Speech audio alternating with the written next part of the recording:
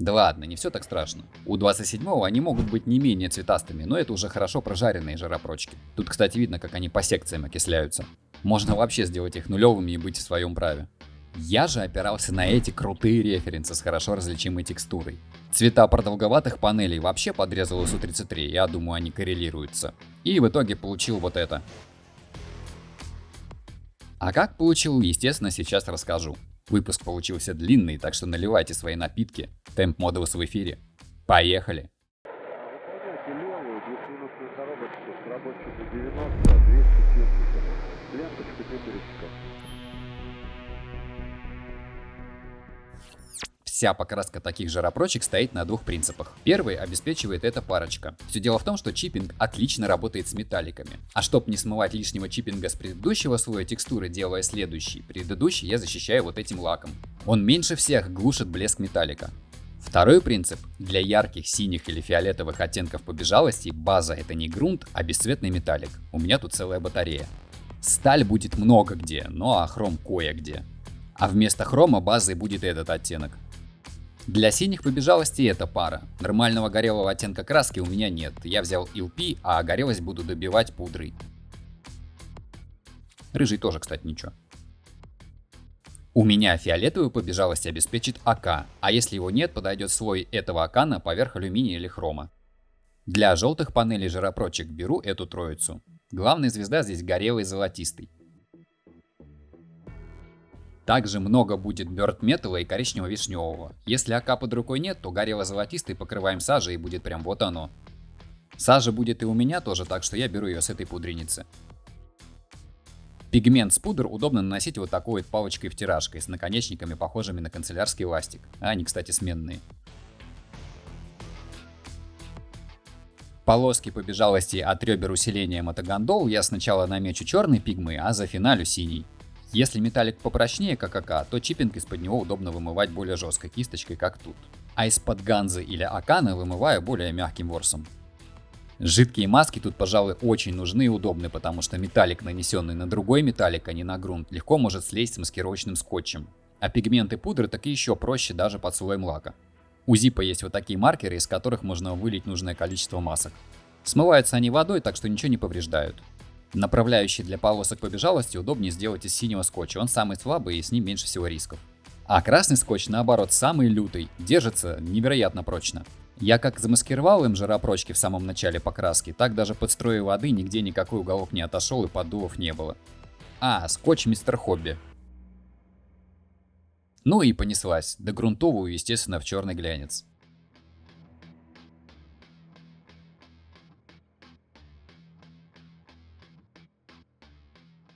Для лючков я взял горелое железо как основу и яркий титан для пятна в центре. Проще и безопаснее накрасить сами лючки и замаскировать их, а не наоборот потом маскировать жиропрочки, чтобы накрасить лючки.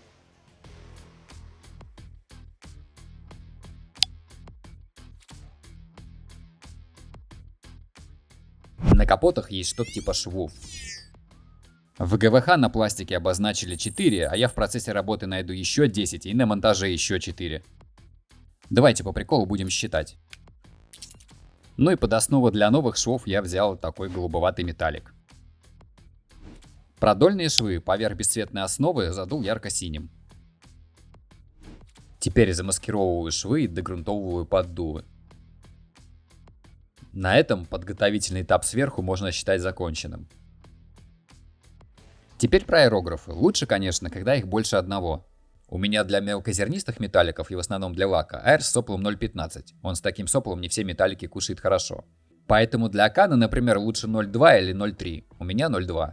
И джаз, в котором я всегда держу жишку для чиппинга. По задумке, я хотел проявить сверху немного желто-зеленоватых пятен окисления, поэтому взял такой цвет базы. Спойлер, из-за ошибки с чиппингом у меня это не получится, но как идею я подам. К нему еще можно примешать сине-зеленый, чтобы получить еще более интересный оттенок. Тут уже видны мои первые эксперименты с текстурой, но главное, что тут интересно, я уже разметил полоски от силового каркаса мотогондол и сделал это не зря.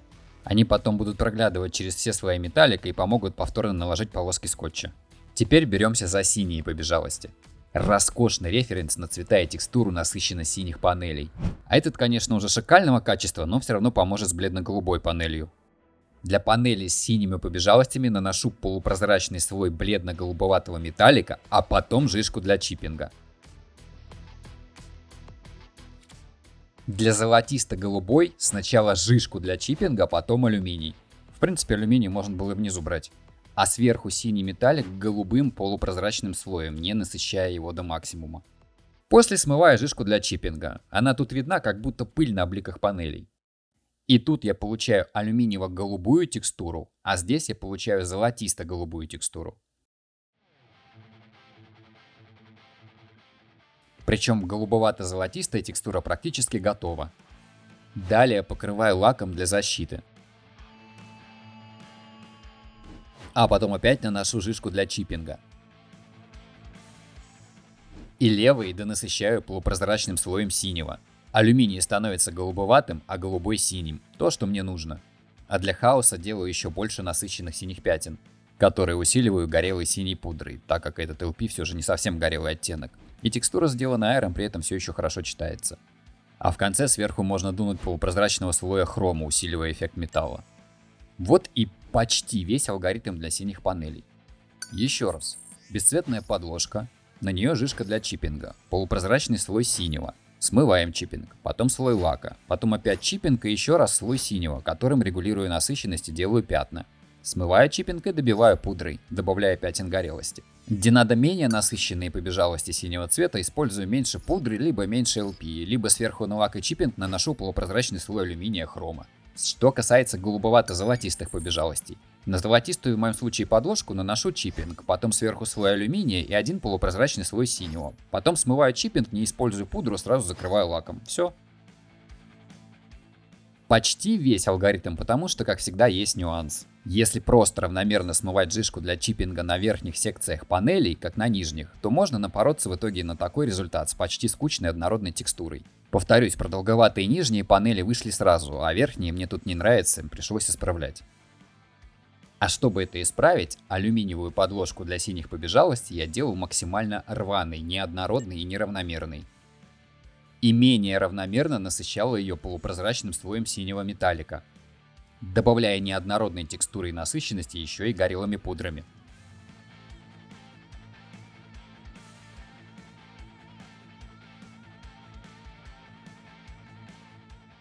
А тут вообще оставил островок алюминия, не закрашенного пудрами и металликом синим, для другого оттенка побежалости, чуть позже покажу. Из-за этой ошибки я золотистую подложку практически убил, соответственно взял делегированную сталь и титан и наделал островков золотистых пятен. Естественно, эти пятна наносил на слой лака и чиппинга. Я хорошо так забежал вперед, предупреждая о подводных камнях чиппинга жижками, так что давайте-ка вернемся к технике нанесения побежалостей, но теперь желтых. С ними еще проще, чем с синими. На золотистую подложку нанес чиппинг и беру более бледную легированную сталь. А теперь смываю чиппинг и получаю базовую текстуру. Потом слой лака для защиты и слой чиппинга сверху. Думаю, далее при упоминании чиппинга эти баночки светить уже не стоит. И теперь золотистым горелым наношу пятна.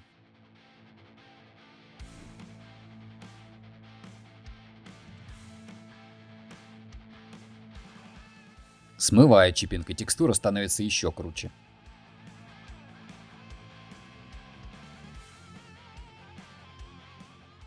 Вот тут ошибка. Я на новый слой лака и чиппинга нанес вишнево-коричневый. Я тут им скорее сделал себе разметку горелости у лючков.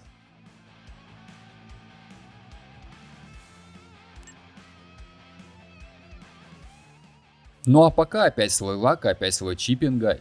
И если для большего блеска металла на синих панелях я брал хром, то тут беру яркий титан. После смывки чиппинга в текстуре появятся ярко-блестящие титановые вкрапления. Собственно и все. Для остальных панелей просто чуть другие комбинации. Ну смотрите, еще раз.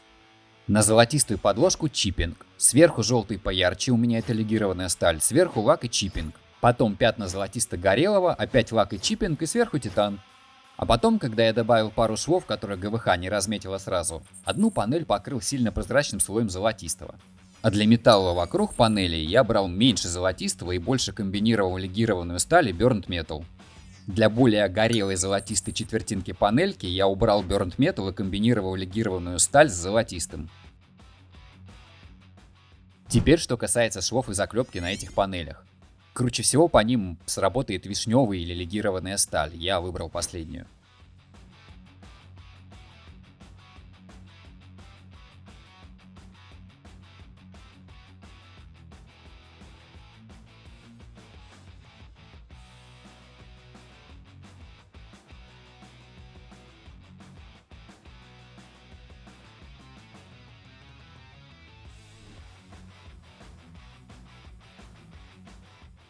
А вот на золотистой панели я заменил вишневый на яркий титан, как на этом рефе. А эту горелую полосу сделаю бёрнт металлом от АК.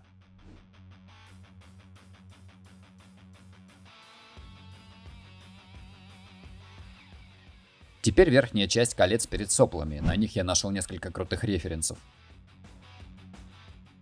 Пограничные с ними панели маскирую жидкой маской. Добавляю золотистого рядом с зеленоватыми пятнами, на слой чиппинга, естественно.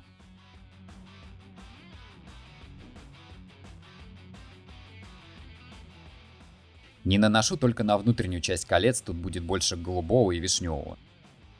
Потом слой лака, сверху чиппинг и полупрозрачный слой алюминия. Им я приглушаю излишнюю горелость и делаю больше текстуры.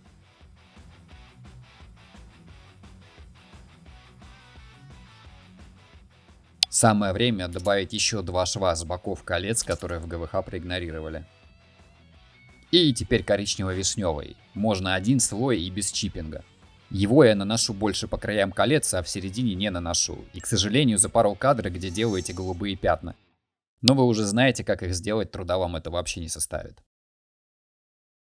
Одного слоя вишневого, опять же, достаточно. Я же перед ним нанес лак и чиппинг, из-за этого получил резкий переход, который потом маскировал еще парой слоев вишневого. На мой вкус я немножко перенасытил кольца этим цветом.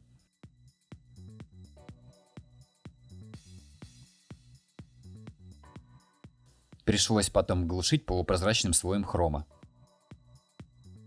Когда побежалости готовы, я наношу синие линии и синие пигмы. Наношу не прямыми ровными линиями, а рваными отрезками. И напомню, у краев нанесенные ранее черные линии и все еще проглядывают сквозь слои металлика, помогают мне лишний раз не накладывать и отрывать скотч. Потому что металлик, нанесенный на другой металлик, а не на грунт, легко снимается красочными масками даже под слоем лака. Верхние и малые панели тут все еще старые, не переделанные. На коричневой панели так и оставил остатки от черной разметки с подложки. Чуть ранее я упоминал, что ГВХ не дали дополнительно 2 шва на этих панелях. Я докрасил их на этом этапе, когда синяя пигма подсохла и закрыл ее лаком.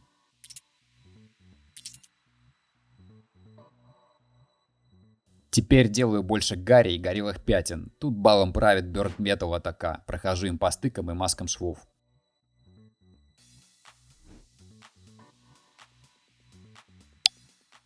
Делаю не так сильно и симметрично, как на референсах.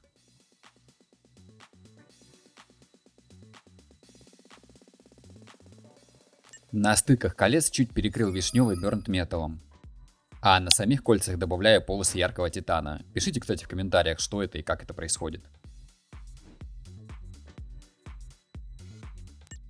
Вон, кстати, кусок шва снялся с окрасочными масками, это как пример.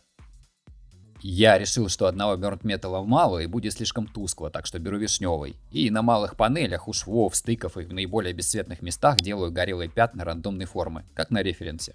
Я, кстати, боялся, что жидкие маски, нанесенные на лючки, при чиппинге смоются, но нифига подобного, держится, можно было с самого начала делать ими, а не бумажным скотчем.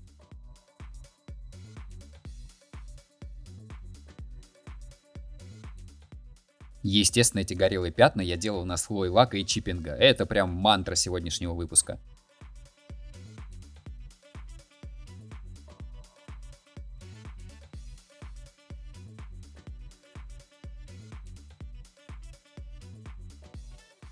В скучной версии секции я поклепки дул Burnt Metal'ом. В этой исправленной я попробовал сажу из пудреницы, и ей работать гораздо точнее и удобнее.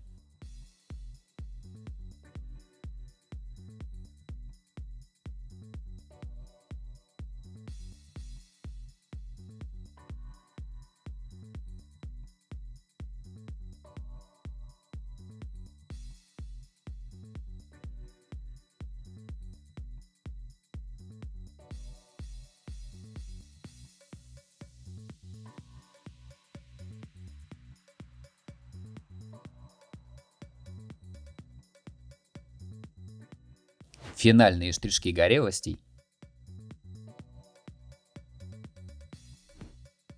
И вот этот результат, на мой взгляд, выглядит уже горело и не скучно.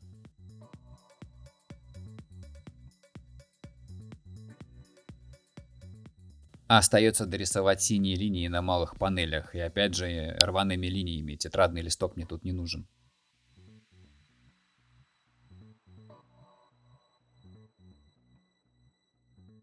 Не забываю, что пигме нужно дать просохнуть часок, а потом обязательно защитить сверху лаком.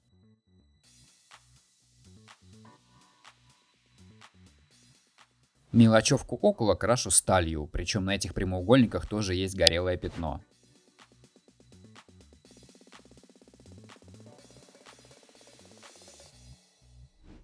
Дал маху, надо чутка скорректировать форму панели.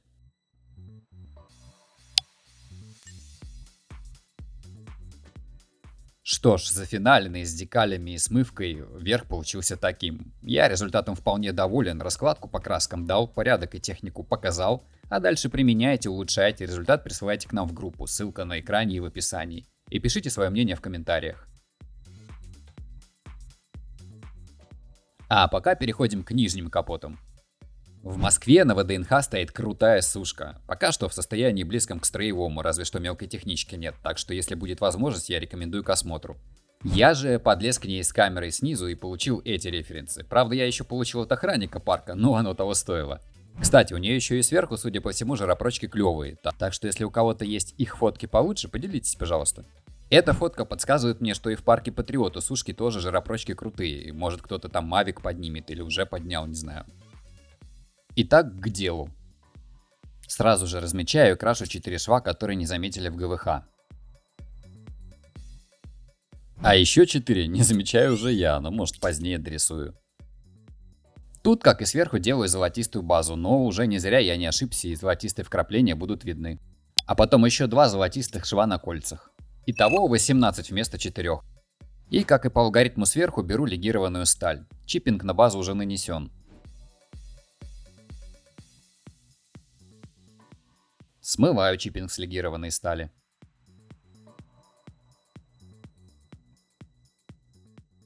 Первый слой текстуры закрываю лаком, наношу чиппинг и вторым слоем делаю пятна золотисто-горелым.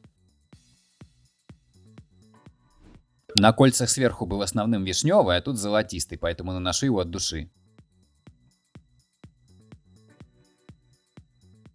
Смыв чиппинг, получаю такую текстуру.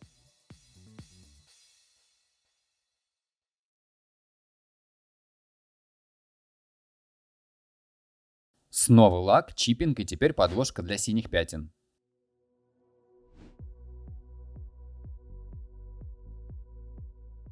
Сам синий горелый наношу уже пудрой, но здесь я только пробую, пока еще рановато, но получается здорово. Перед синими пятнами решаю сначала добавить burnt металлом по всем швам и клепке.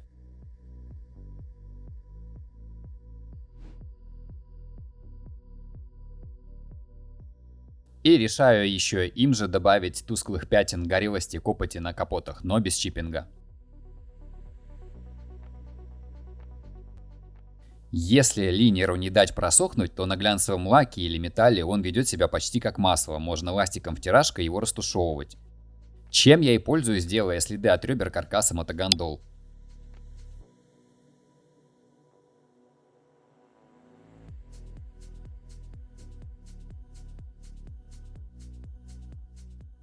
А как линер просох, зачищаю его лаком.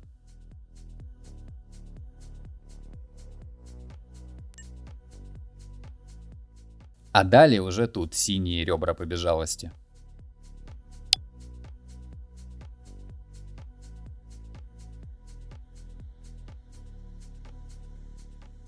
Соответственно, опять, когда маркер просохнет, закрою его лаком. И вот теперь довтираю пигмент в алюминиевые пятна. Не помню, отмечал ли ранее, но ничего, если что, повторюсь. У пудры, втертой в металлик, есть один недостаток. Даже если ее закрыть прочным слоем лака, она все равно потом может легко сняться с масками. Поэтому в этих местах просто must have именно жидкие маски, а не скотч. Так, все, мне здесь все нравится.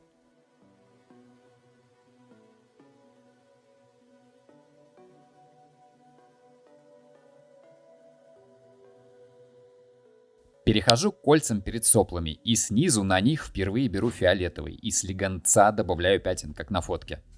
Причем без чиппинга. А рядом с фиолетовым еще пару пятен насыщенного золотистого. И вот теперь слой лака и по краям колец чиппинг, а в центре наношу более тусклый AK Burnt Metal, глуша яркие горелые оттенки. И смыв чиппинг по краям, я получаю текстуру, очень похожую на референсное фото.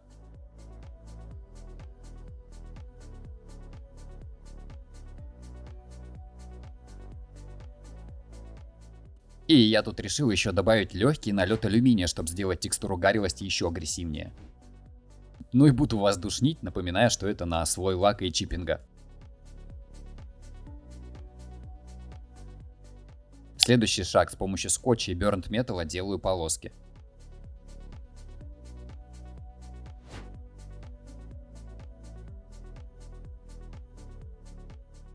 Вот чтобы обычным скотчем не содрать здесь синюю пудру, я тут накладываю жидкие маски.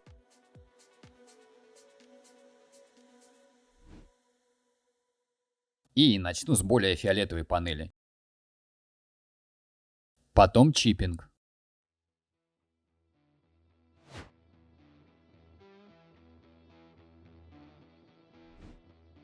Помня горький опыт верхних малых панелей, здесь делаю максимально рваную алюминиевую подложку. А по бокам чуть пятен золотистого, без чиппинга.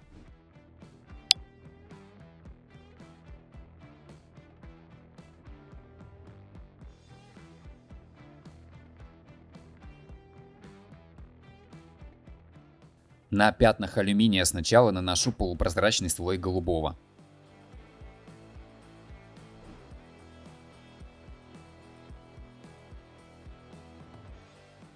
А потом синей горелой пудрой делаю пятна, концентрируясь больше на границе алюминия фиолетового цвета.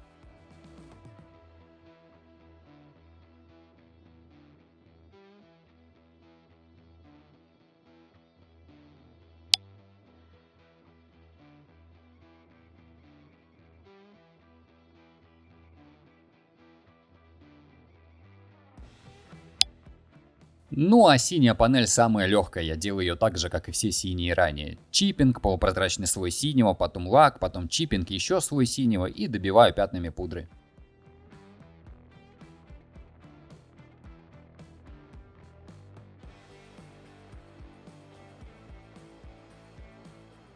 Как и сверху, по клепке прохожусь легированной сталью.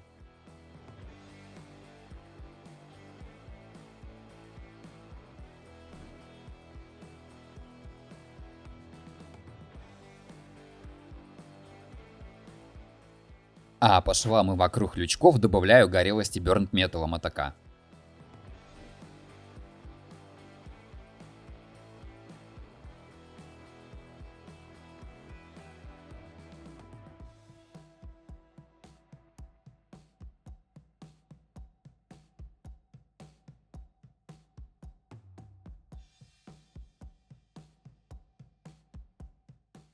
После снятия всех масок из скотча получаю картину почти как на фотках. В статике лучше видна текстура. И я не сильно ошибусь, если скажу, что по золотисто-фиолетовой панельке можно покрасить 90% жиропрочек на Су-30СМ. Ну, по крайней мере, с этого референса. Как-нибудь на модельке Су-30 от ГВХ мы это и проверим.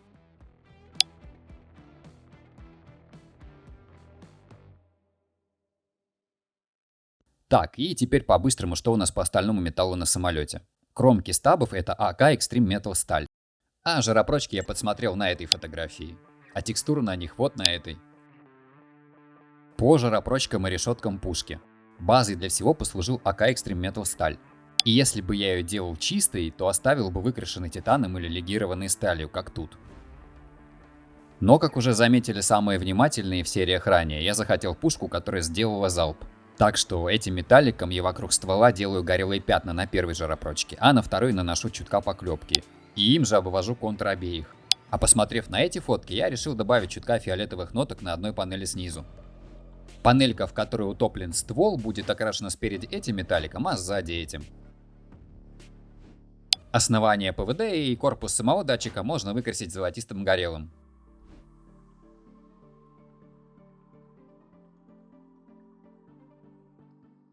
И им же крашу основание антенны на хребтине за фонариум. Собственно, с этой областью, наверное, и все, пожалуй. Пороховой нагар сделаем в серии про везеринг.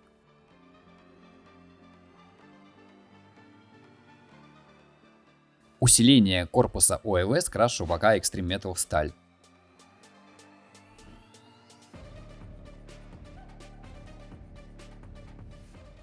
С самим датчиком главное это максимально бликующая поверхность оптики, так что я тут взял молотов. Остальное в любой желтый металлик. Я задул в титан.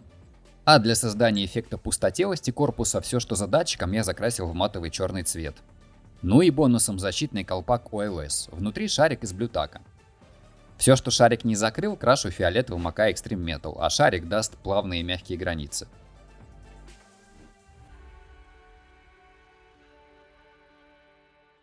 Потом разбавляю зеленый акриловый томиевский лак пожиже. И капаем изнутри в колпак.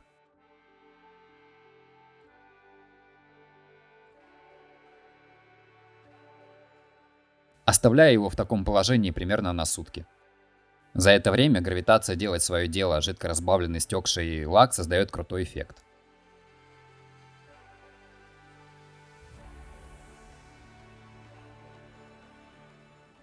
В итоге вышло очень даже похоже, зрелищно и интересно.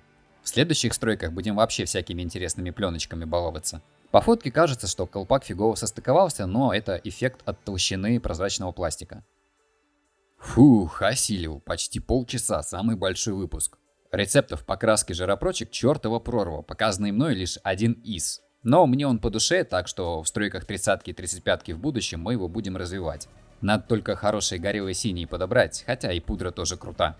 Да, рецепт непросто, особенно когда в руках только один айрон, но никто не говорил, что будет просто. Если вы для себя почерпнули что-то новое или интересное, то от вас лайк. Ну идите в комментарии, будем общаться. А кто еще не подписан, советуем подписаться, потому что в следующей серии покрасим и поставим крутые сопла и вообще заценим, как это все вместе будет смотреться. В группе вы попозже еще и фотогайд найдете, так что и туда вступайте. А ссылки, как всегда, ищите в описании. Ну а увидимся, как всегда, через неделю. Покеда!